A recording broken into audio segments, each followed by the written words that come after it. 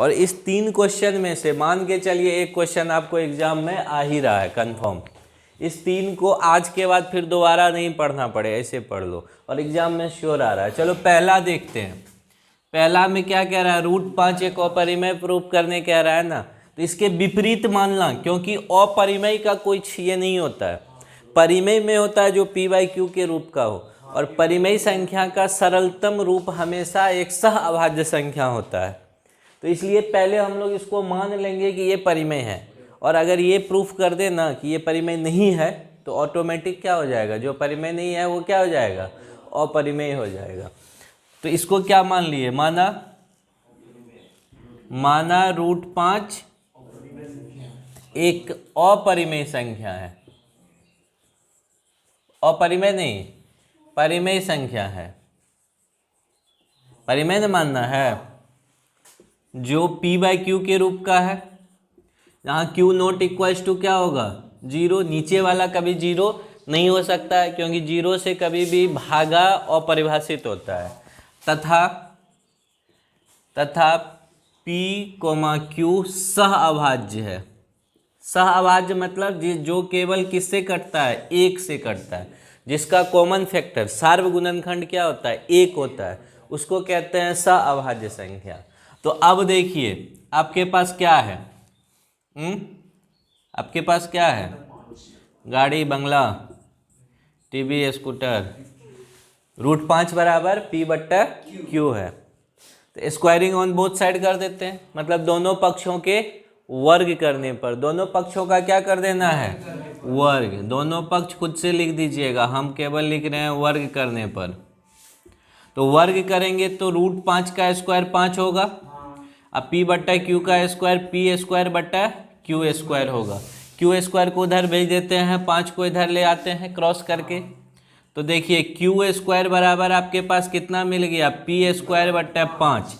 ये देखो चूंकि ये अभाज्य संख्या अभाज्य संख्या है, इसका मतलब q पूर्णांक है, और पूर्णांक मतलब सभी ऋणात्मक और धनात्मक संख्या, और आप कह दिए q 0 नहीं है। तो अगर मान लीजिए q 2 है तो 2 का स्क्वायर कितना होगा, 4, तो ये भी एक पूर्णांक ही होगा ना, और पूर्णांक हमेशा परिमेय होता है।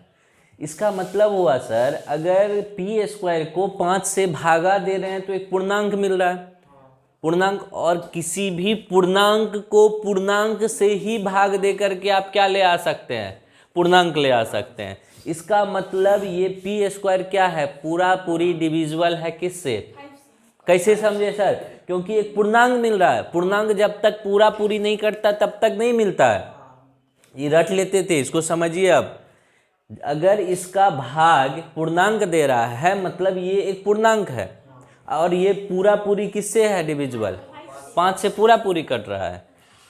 तो लिखेंगे अतः p² क्या है, 5 से विभाज्य है, नहीं है, विभाज्य है। इसलिए देखिए, इसलिए अगर p² विभाज्य है, किसी पूर्णांक का स्क्वायर विभाज्य है, तो p² p को भी विभाज्य होना होगा किससे, 5 से। p भी किससे होगा विभाज्य, विभाज्य होगा, समझ गए। ये तो प्रूफ कर दिए कि आप p का एक और गुणनखंड है 5। हमको इसी तरह से ये प्रूफ करना है कि q का भी गुणनखंड क्या है, 5 ही है। तो कैसे करेंगे, तो यहाँ तक जो है पहले छाप लीजिए, जो नहीं बनाए हैं, फिर आगे बताते हैं। p 5 से विभाज्य है, q को भी करना है, तो जिसको करना है ना उसको नहीं, दूसरे को हम लोग मानेंगे। क्या मानेंगे, पुनः मान लीजिएगा p बराबर कितना मानना है, जितना रूट के अंदर है यही मानना है, तो 5। और इसके साथ क्या मानेंगे, कोई कुछ भी लीजिए, c लीजिए, a लीजिए, b लीजिए, बस वो पूर्णांक होना चाहिए। जहाँ क्या है, a क्या होगा, a पूर्णांक होगा, इंटीजर है, समझ गए। तो अब रख दीजिए इसको इक्वेशन 1 में, इक्वेशन 1 मान लीजिए, इसको इक्वेशन 1 में रख दीजिए मान। तो इक्वेशन 1 में रखेंगे तो q² p के जगह पे कितना रखिएगा आप, 5a ना का स्क्वायर है तो इसका होल स्क्वायर हो जाएगा, और बट्टे में 5 होगा। इसको अगर सर हल करेंगे तो ये कितना हो जाएगा 25a² 5 से 5 बार में कट गया।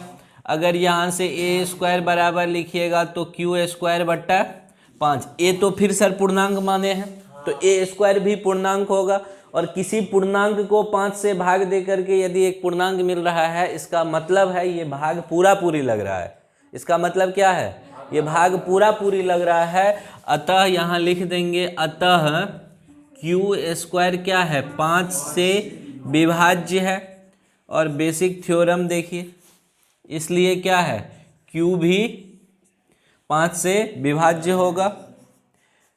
अब देखिए आप कह रहे हैं p भी 5 से विभाज्य है और q भी 5 से विभाज्य है, इसका मतलब ये सह अभाज्य नहीं है, इसका एक और सार्वगुणनखंड क्या है 5 है।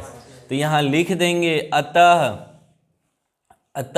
p तथा q का एक सार्वगुणनखंड क्या है, एक सार्वगुणनखंड गुणनखंड 5 भी है, 5 भी है। अतः हमारा मानना क्या हो गया, गलत हो गया, नहीं हो गया, अतः हमारा मानना गलत साबित हुआ। हम कह रहे थे सह अभाज्य है और हम ही प्रूफ किए हैं कि ये 5 से भी विभाज्य है। तो जब 5 से भी विभाज्य है तो असह अभाज्य नहीं होगा, अतः हमारा मानना क्या हो गया, गलत हुआ। इसलिए √5 क्या है, एक जो परिमेय नहीं है वो क्या है, अपरिमेय है। यही साबित करना था। 3 नंबर पक्का है, यहाँ से छापिए फटाक से।